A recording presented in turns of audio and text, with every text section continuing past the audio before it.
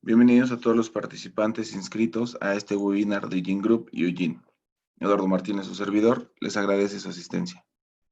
El tema de hoy es modificación en las condiciones laborales frente a la emergencia sanitaria.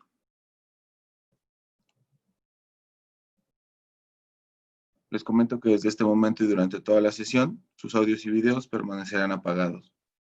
Podrán hacer preguntas por escrito, mandándolas en el chat de este webinar, que se encuentra en la parte inferior derecha, a fin de que sean contestadas al final de esta sesión. Si por el tiempo no alcanzamos a contestarlas todas, se responderán en los días siguientes vía mail. Nuestro speaker el día de hoy es Gilberto Solís, licenciado en Derecho por la Universidad Franco-Mexicana, con estudios de maestría en Derecho Laboral por la Escuela Libre de Derecho y maestría en Derecho Fiscal por la Universidad Anáhuac. 15 años de experiencia en la atención y resolución de conflictos obrero-patronales, tanto individuales como colectivos. 10 años como titular de la Dirección Jurídica de Gin Group Santa Fe. Durante esta sesión veremos los siguientes temas: condiciones de trabajo mínimas, permisos sin goce de sueldo, convenios obrero-patronales y efectos jurídicos. Muchas gracias, los dejo con el especialista. Adelante, Gilberto. Gracias, muy buenos días a todos. Les agradezco que se hayan tomado unos minutos de su tiempo para poder escuchar este mensaje, este curso que hemos preparado. Entiendo que para que esto pueda ser positivo, para que esto sí deje el mensaje que queremos, pues debe ser interesante el tema, y también la persona que lo da, pues lo debe hacer de una forma pues adecuada, ¿no? El tema sí es importante, es un tema actual, es un tema que estamos viviendo. El día de ayer me dice mi hija Ana Fernanda, de 11 años, dice, pues tú tienes que decir el mensaje con voz grave y con seguridad. Y entonces voy a tratar de seguir su consejo para que esto pueda ser interesante para ustedes. Quiero iniciar con datos duros que han salido publicados en los medios. El 10 de mayo se publicó en el periódico Economista una cantidad de empleos que se han perdido, más de 700,000 empleos. Esto en el comercio formal. Son datos que emite el Seguro Social, de trabajadores que al día de hoy ya no tienen seguridad social, ya no tienen empleo. Se decía en esos días, del 18 de marzo al 28 de abril, que se perdían más de 17,000 empleos diarios, ¿no? Son cantidades impresionantes. Más de 6,000 registros patronales fueron cancelados. Y el día de antier, el 2 de junio, se publica la primera encuesta telefónica de ocupación y empleo que realizó el INEGI. Y inicialmente se lee: COVID-19 dejó sin ingresos a 12 millones de personas. O sea, 12 millones de personas es muchísima gente, muchísima gente. Ya cuando ves la encuesta te das cuenta que 10 millones de personas pertenecen al comercio informal y 2 millones al comercio formal. Son cantidades realmente impactantes. Es una situación que nos está afectando muchísimo y bueno, todavía no tiene para cuándo corregirse. Iniciaremos entonces ya con el tema, que es lo que son las condiciones de trabajo. Las condiciones de trabajo establece la ley que deben de establecerse por escrito, donde pues realmente lo que conocemos como el contrato individual, el contrato colectivo, ¿no? Donde se establecen pues ciertas situaciones que van a regir la relación laboral entre el trabajador y su patrón. Obviamente la duración del contrato, el tipo de contrato, si es un contrato por tiempo determinado, por hora determinada, si es un contrato por temporada, si es un contrato por tiempo indeterminado con sus variables que son sujeto a un periodo inicial de prueba o a capacitación inicial. Dentro de estas características, dentro de estas condiciones que se establecen en el propio contrato, se establece el lugar de la prestación de los servicios. Esto ha venido modificándose. Si bien es cierto que en el contrato se establece que vas a prestar tus servicios en la fuente de trabajo o donde te indique tu patrón. Hoy en día la situación de emergencia sanitaria nos ha obligado a cambiar nuestra forma de trabajo, pero no está establecido, no se documentó por lo general. Te dicen, ¿sabes qué? Ya no puedes asistir a la fuente de trabajo. La autoridad ya me prohibió que yo abra el local, entonces vamos a hacer el trabajo desde casa.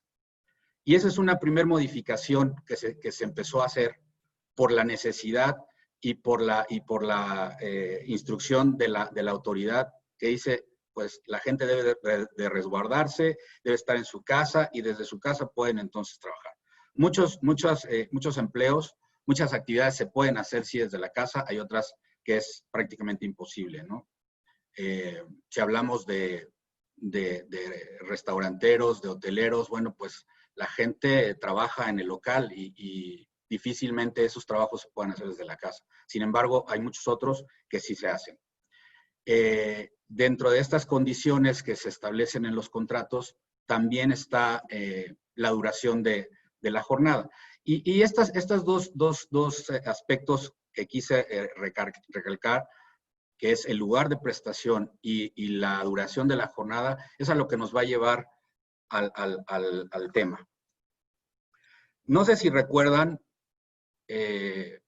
cuando sale el acuerdo por el que se determina o se califica a esta situación sanitaria como una emergencia sanitaria por causas de fuerza mayor. Esa calificación la emitió la autoridad sanitaria el 30 de marzo. El 1 de abril se publica o sale en los medios, en la televisión, un spot donde la secretaria del Trabajo, Luisa María Alcalde, junto con Hugo López-Gatell, que ya pues, obviamente todos lo conocemos, ha salido muchísimo en los medios, que es el subsecretario de Prevención y Promoción de la Salud, hacen un spot en forma conjunta para informarle a la gente la situación que se está viviendo, ¿no? Dentro de las frases que se señalan en el video, dice la secretaria que es una emergencia sanitaria, así se calificó. Ya en algunos otros foros se ha discutido por qué fue emergencia y por qué no contingencia. Bueno, ya se ha puesto sobre la mesa. Que tiene que haber solidaridad máxima, que tiene que haber entendimiento mutuo entre las partes, no puedes separar a los trabajadores de sus empleos, estás obligado a pagarle su salario íntegro, ¿no? Y algo que se me hizo bastante ambiguo fue, y voy a citar textualmente las palabras que dijo en ese video la secretaria del Trabajo, fue, pudiesen existir circunstancias que los obliguen a llegar a ciertos acuerdos entre ambas partes. O sea, esta frase, estas palabras, la verdad es que si te lo dice alguna otra persona, lo podrías entender. Cuando te lo dice la secretaria del Trabajo, pues sí, a mí me sorprendió muchísimo, ¿no? Y después también el presidente de la República dice, deben ser creativos, eso dirigiéndose hacia los empresarios, hacia los patrones. En fin, bueno, hay dos, siendo creativos, atendiendo a los comentarios, a las instrucciones de nuestras autoridades, ¿qué es lo que hicieron o qué es lo que están haciendo todavía, lo siguen haciendo muchos empresarios que no pueden o no, al día de hoy, todavía no pueden iniciar nuevamente sus actividades comerciales, sus actividades de negocio. Las carteras de los empresarios, de los patrones, no son infinitas. Entiendo que el gobierno federal tiene un presupuesto al inicio de cada ejercicio fiscal para pagar sueldos y salarios a los servidores públicos, y eso está muy bien, ¿no? Ellos podían cerrar sus oficinas y los servidores públicos saben que tienen sus salarios asegurados. Cuando un empresario, cuando la iniciativa privada cierra su negocio, el negocio le permite tener ingresos y esos ingresos obviamente tienen utilidades, por eso es un negocio, pero también de la venta, de la comercialización de sus bienes, de la prestación de sus servicios, pues de ahí obtienen recursos para poder sufragar todos sus gastos. Dentro de ellos, obviamente, el gasto más importante que pueden tener es el de su nómina, ¿no? El activo más importante que tiene cualquier patrón son sus empleados, son sus trabajadores. Son trabajadores que han capacitado, que conocen el negocio y que por supuesto no quieren dejar ir. Pero también tienen otro problema fuerte, que es cómo yo mantengo a toda esta gente, a toda mi gente, y que puedan permanecer conmigo y qué puedo hacer. Entonces, se empezaron a gestionar permisos sin goce de sueldo. Los permisos sin goce de sueldo están plenamente identificados en la Ley Federal del Trabajo. Dice que los reglamentos interiores de cada negocio, de cada empresa, deben de tener ciertas disposiciones dentro de las cuales pues están las normas para prevenir los riesgos de trabajo, que en este caso pues es un tema de salud, las disposiciones disciplinarias y los permisos y licencias. Esos son, por lo menos, estos tres tópicos deben de tener sus reglamentos interiores. Entonces, los trabajadores empezaron a solicitar permisos sin goce de sueldo, ya que estaban trabajando muchos, obviamente, desde su casa. Entonces, bajo esas condiciones, el patrón dice, bueno, ok, yo te voy a pagar únicamente los días que vas a laborar para la empresa. Y así lo estuvieron haciendo. Esta situación, pues se empieza a alargar y lo que están ahora aconsejando los abogados laborales, y también desde antes, no ahorita solamente, sino desde antes, eran los convenios obrero-patronales. Si nos vamos al estricto sentido de la disposición o del acuerdo que emite la Secretaría de Salud respecto de que si es una emergencia sanitaria, la emergencia sanitaria, por casos de fuerza mayor, sí está contemplada en la Ley Federal del Trabajo. De hecho, el 427 de la Ley Federal del Trabajo, en su fracción primera, dice que se pueden suspender las relaciones obrero-patronales cuando viene esta circunstancia. Pero, para que pueda proceder esta suspensión, pues tiene que haber, se hace un convenio, entonces dice el patrón, le dice el empresario a su abogado, oye, a ver, ya vi que es posible hacer convenios, entonces vamos a proceder así para que podamos solucionar esta situación. El abogado le dice, sí es correcto, se pueden hacer estos convenios, sin embargo, para que puedan prosperar, tienen que depositarse en la Junta de Conciliación y Arbitraje y deben de ser calificados por la misma autoridad. Pero bueno, pues entonces le dice el empresario, pues entonces hay que hacerlo.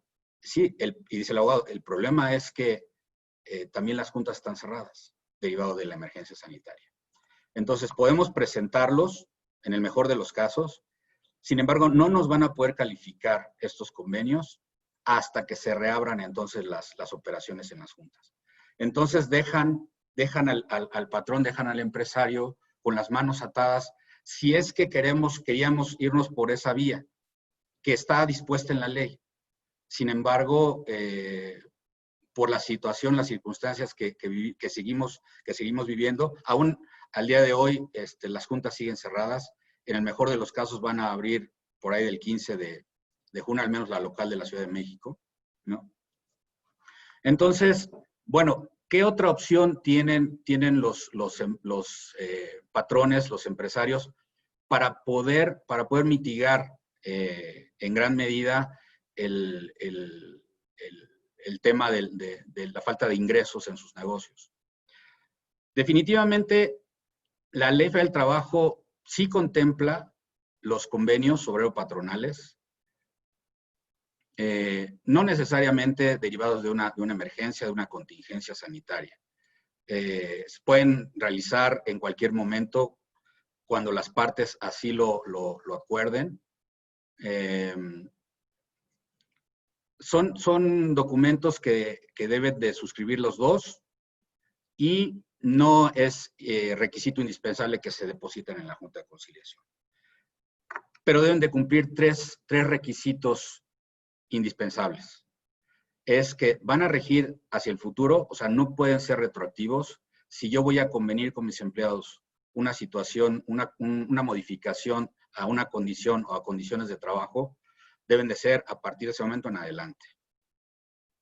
No puede referirse a trabajadores individualmente determinados, o sea, tiene que ser un convenio que vaya a aplicar para toda la plantilla.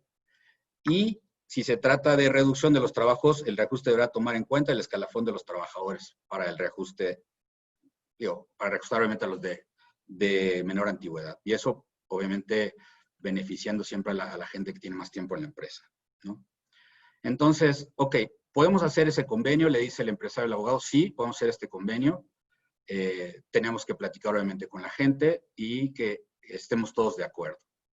Ahora, ¿y qué vamos a modificar a través de este convenio? Pues vamos a modificar la jornada de trabajo.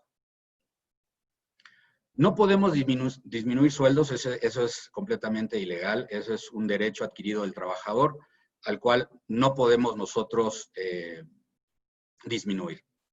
Pero sí podemos ajustar las jornadas de trabajo. Entonces, yo te voy a seguir pagando lo mismo, pero en función de las horas o de la jornada que ahora vamos a ajustar, y sobre eso entonces yo voy a estarte pagando, ¿no?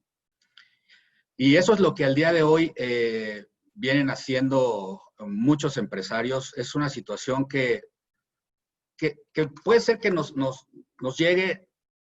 Yo he conocido, platicado con mucha gente, ya en sus empresas ya lo están haciendo, lo hicieron desde hace tiempo, en otras empresas lo empiezan a hacer ahora.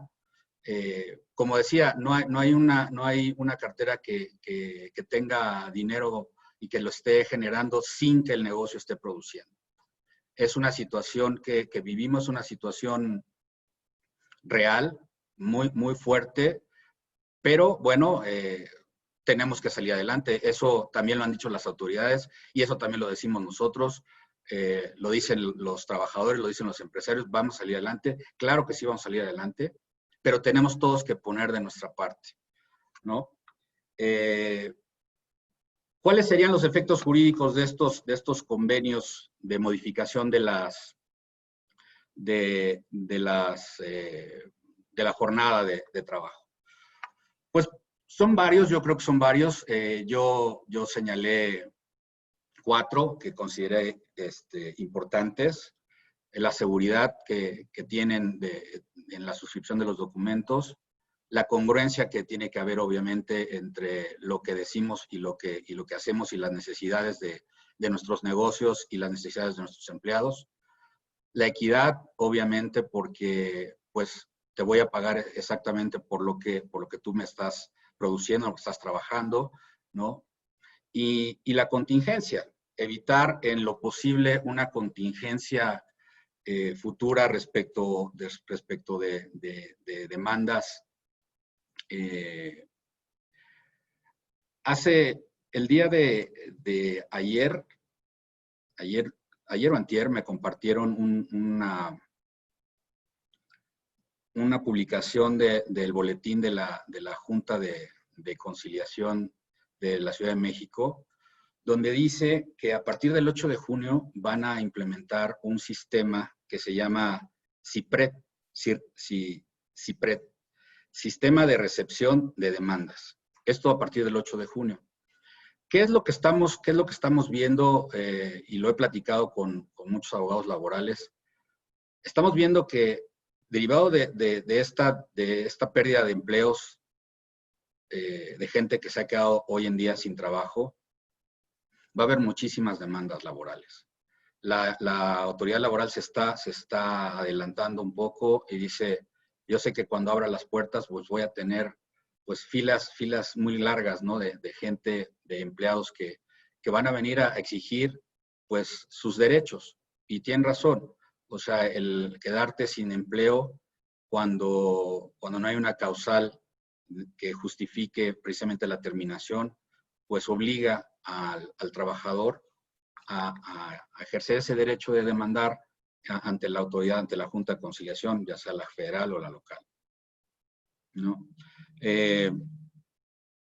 Entonces están viendo esta situación y lo que dicen, bueno, puedes presentar tu demanda por línea.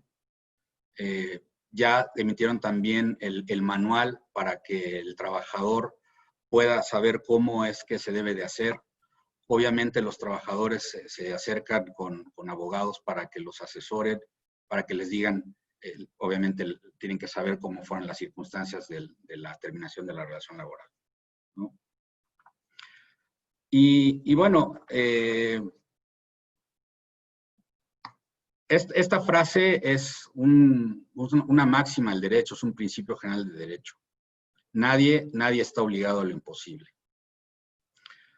Por más que nosotros queramos ser creativos, queramos llegar a acuerdos con nuestros trabajadores, si la situación económica de nuestra empresa no nos permite cubrir la nómina de nuestros trabajadores, pues difícilmente lo podremos lograr.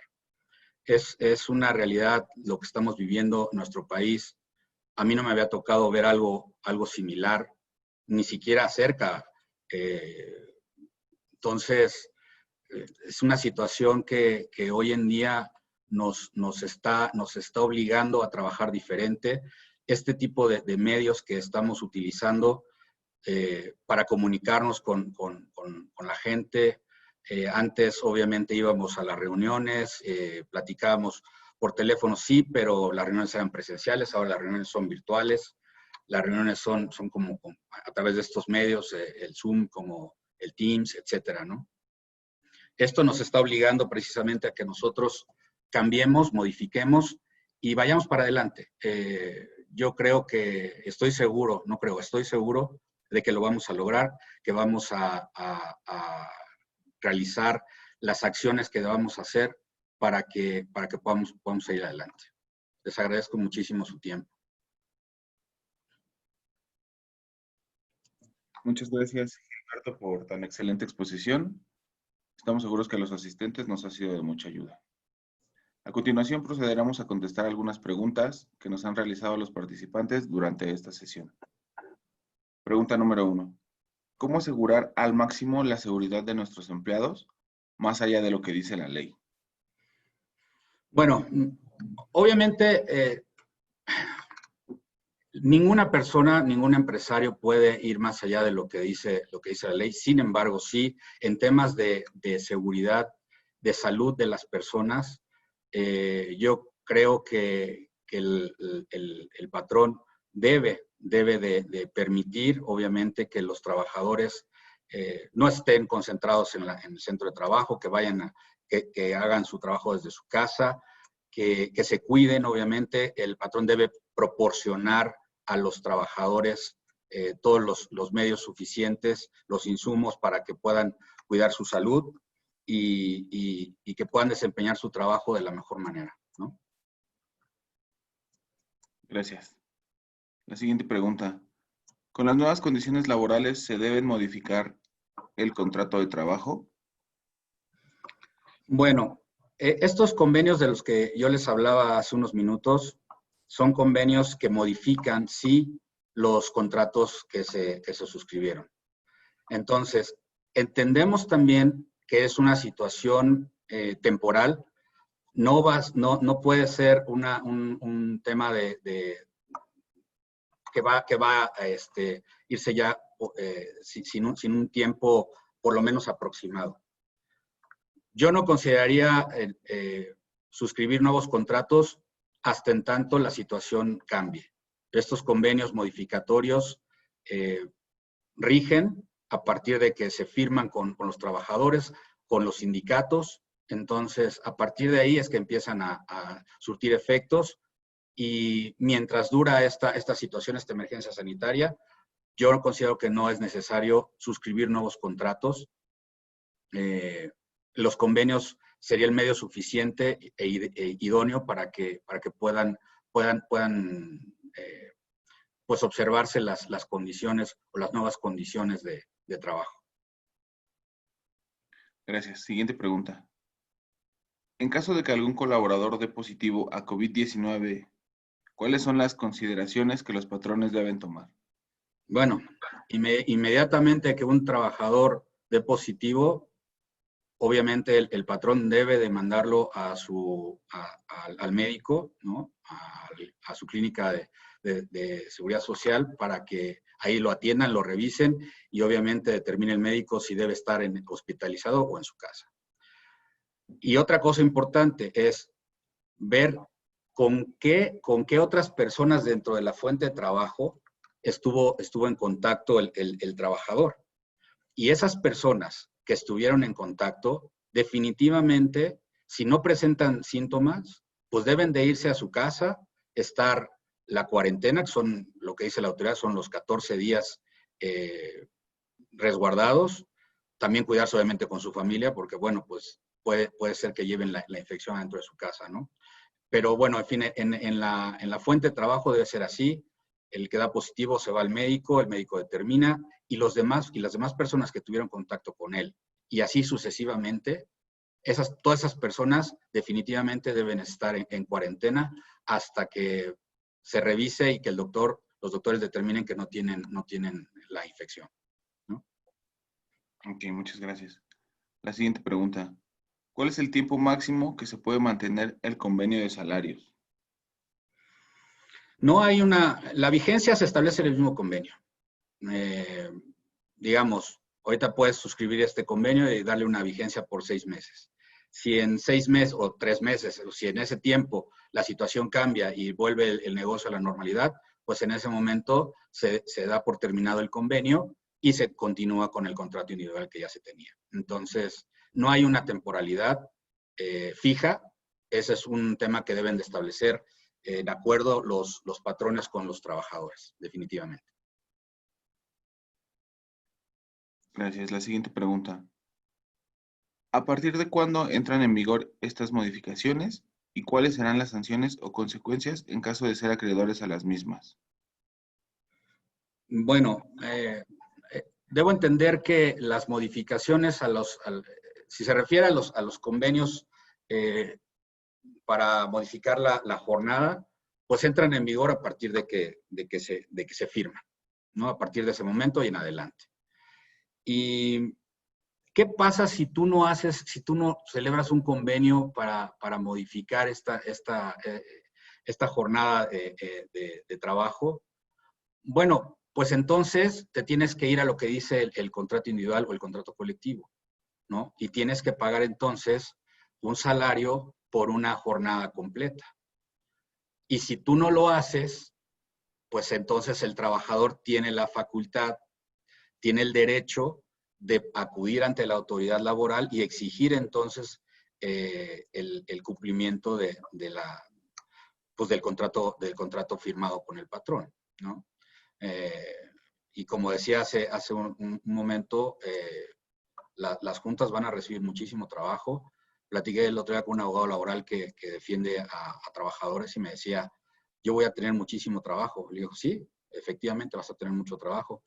Pero también él me decía, pero difícilmente vamos a poder tener el recurso por parte del patrón para llegar a un acuerdo.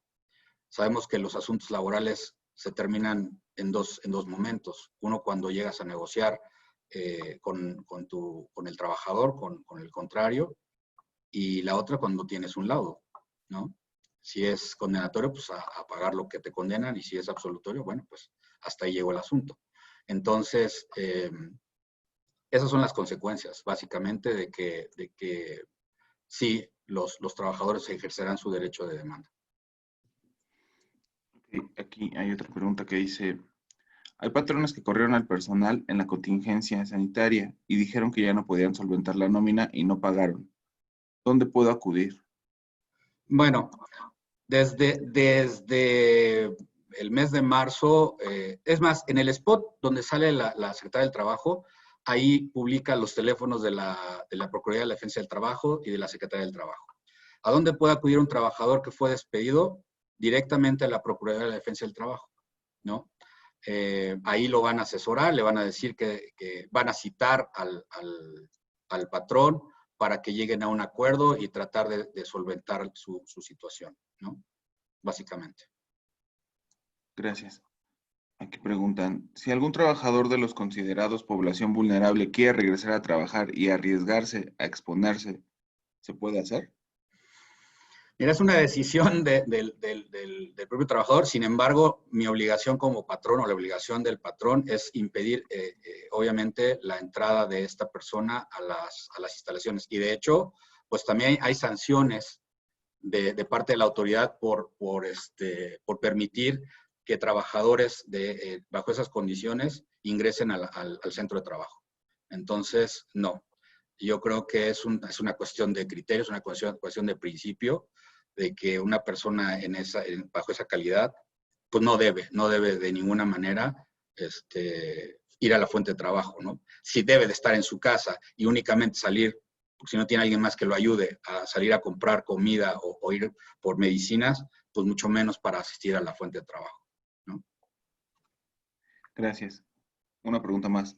En caso de demanda de un empleado por falta de pago por insostenibilidad del negocio, ¿qué posibilidades tiene de prosperar dicha demanda en este caso? Mira, la verdad es que todas las demandas laborales, dependiendo de cómo se planteen y cómo se defiendan, pues tienen esa posibilidad de prosperar. Sin embargo, también es una realidad que si la fuente de trabajo cerró, si el micro, pequeño, mediano empresario cerró la cortina definitivamente de su negocio, hay negocios que ya no van a volver a abrir después de esta emergencia sanitaria. Si ya no existe la fuente de trabajo, si el trabajador gana la demanda, porque es probable que al dueño del negocio ya no le interese ni siquiera contratar a un abogado para que le defienda el asunto contra la demanda del trabajador. Y puede ser que la demanda se vaya en sentido afirmativo, va a ser una demanda que va a resolverse muy rápido, ¿no? Y entonces, en ese sentido, sí el trabajador va a tener una sentencia, un laudo favorable a sus intereses, y cuando vayan a tratar de ejecutar ese laudo, pues no va a haber dónde. Es una realidad, ¿no? Sí hay posibilidades de que prosperen, pero si la fuente de trabajo ya cerró y ya no va a volver a abrir, difícilmente el trabajador va a poder recuperar el dinero que argumenta que le debe. Y bueno, pues en otras situaciones, bueno, pues si la fuente de trabajo permanece, pues yo creo que la mejor forma de solucionar un conflicto laboral es a través de la negociación, a través de la concertación entre las partes. Gracias. Y por último, si un familiar da positivo y me tengo que resguardar los 14 días, ¿qué pasa con mi salario? ¿Me lo paga la empresa o el IMSS? Bueno, en primer lugar, el obligado a pagar el salario obviamente es el patrón, ¿no? Entonces, si tengo un familiar que tiene positivo de COVID, yo tengo que estar resguardado, yo no puedo ir a la fuente de trabajo, mi patrón me debe de pagar el salario completo. Si el trabajador resulta ser contagiado y entonces va al centro de salud y le dicen que sí efectivamente tiene COVID, bueno, pues ese es un tema de incapacidad que tiene que resolver directamente el Seguro Social. Pero mientras no tenga una incapacidad del Seguro Social, el obligado a pagar el salario es precisamente el patrón, pero obviamente el trabajador no puede acudir a la fuente de trabajo teniendo un familiar cercano positivo con COVID. Muchas gracias, Gilberto, por tus respuestas. Con esto estamos concluyendo este webinar. Queremos agradecerles a todos su asistencia, su interés en este tema. Estaremos en comunicación con ustedes los próximos días. a fin de contestarles cada una de sus preguntas vía mail, además de compartirles la presentación que utilizamos durante esta sesión. Al finalizar esta sesión online, en la pantalla les aparecerá una breve encuesta para calificar la experiencia del webinar. Les pedimos nos ayuden a contestarla. Para nosotros es muy importante su opinión. Les llevará por lo mucho 2 minutos contestarla. Muchas gracias y Gene Group y Laugin les desean un buen día. Gracias. Gracias a todos.